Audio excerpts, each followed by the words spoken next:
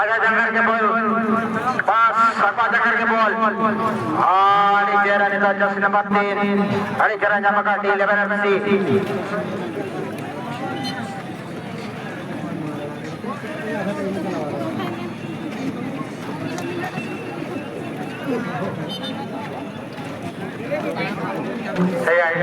आयोजन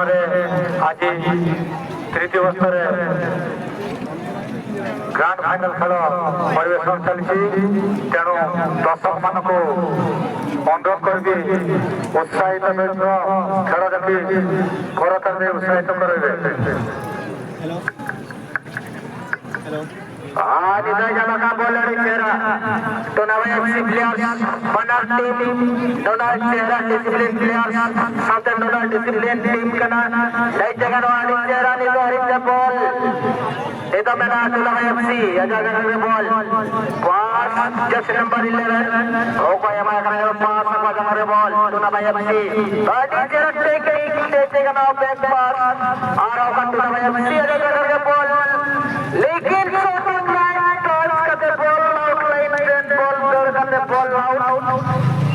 Jersey number 12 ball shooting क्या है टोना भाई बैट करा रहा टोना भाई बने रहे जो जर्सी नंबर 3 D11 FC मारू अब आजा करे ball D11 FC grand final के लिए जमा का मेरा करनी तो हरी